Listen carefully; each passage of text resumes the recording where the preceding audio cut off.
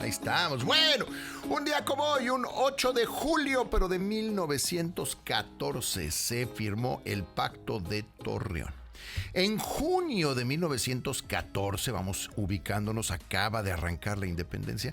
La revolución, disculpe usted, la revolución. Venustiano Carranza le ordena a Francisco Villa que envíe refuerzos para el general Pánfilo Nájera, que estaba atacando la ciudad de Zacatecas. Lo que Villa no obedece del todo y manda a toda su división. Venustiano Carranza pues se molesta mucho porque no acataron sus órdenes y entonces Villa renuncia a la jefatura de la división del norte. Llevábamos 4 años de haber iniciado la revolución. Las discrepancias entre ellos tuvieron un breve descanso con precisamente el Pacto de Torreón, porque la verdad es que nunca se entendieron muy bien. Fíjense que ni Emiliano Zapata ni Francisco Villa se entendieron muy bien con Carranza, porque ellos lo que querían era que le regresaran sus tierras en el caso de Zapata, por ejemplo, y la verdad es que llegó Venustiano Carranza y empezó a hacer otras cosas menos regresarle lo que le habían prometido a todo el mundo que le iban a regresar. Pero bueno, se acordó, finalmente firman este Pacto de Torreón y así como que se hacen medio amigos. Se acordó que Villa presentaría unas disculpas a Venustiano Carranza, quien seguiría como primer jefe. A Pancho Villa se le daría el grado de general de división, aunque independiente, nada que ver ni con Álvaro Obregón ni con Pablo González Garza. Villa reconoce a Venustiano Carranza, pero con algunas limitantes, como asumir la presidencia interina y convocar una convención que le dice ellos de generales y gobernadores revolucionarios para formular un nuevo programa de gobierno, porque insisto, tanto Villa como Zapata seguían insistiendo en que pues ya habían peleado durante muchos años y nadie les había regresado nada.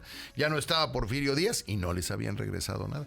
Ambos ejércitos se comprometieron a combatir al ejército federal que estaba bajo el control del súper traicionero Victoriano Huerta, hasta lograr su derrota e implantar un régimen democrático. Eso era lo que estaban tratando de hacer. El 8 de julio se dieron por concluidas las conferencias con la firma de todos los generales villistas, pero en realidad los acuerdos no fueron aceptados del todo, ni por Venustiano Carranza ni por Villa. La verdad es que nada más firmaron así como que para que medio se empezaran a entender. En la convención de Aguascalientes, que fue en octubre de 1914, ahí es donde ya de plano se rompen las cosas. Se dividen los vencedores en dos facciones principales. Una era todos aquellos que le eran fieles a Venustiano Carranza y los otros eran los que le eran fieles a Pancho Villa.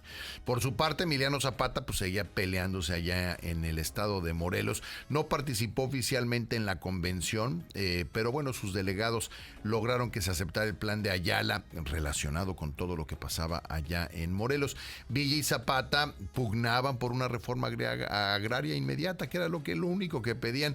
De la ruptura entre los triunfadores surgió una lucha entre los convencionistas, como se les llamaba a los villistas, les decían convencionistas, y los carrancistas, con cuyo jefe militar era Álvaro Obregón. Ambos grupos contendieron en diversas partes del país hasta que la completa, total derrota de Pancho Villa en diciembre de 1915.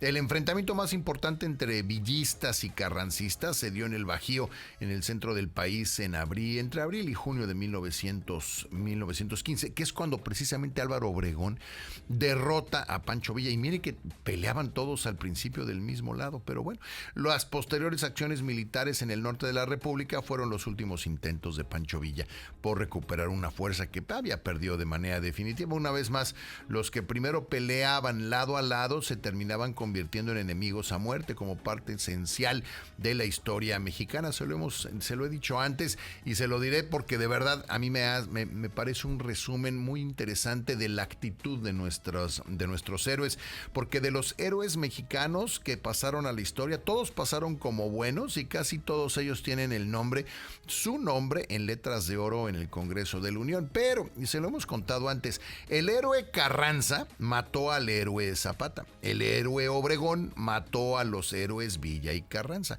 y el héroe Calles mató al héroe Obregón. Y claro, el mismo héroe Calles fue expulsado del país por el héroe Cárdenas, el primero de ellos, por cierto, en no matar a todos sus adversarios.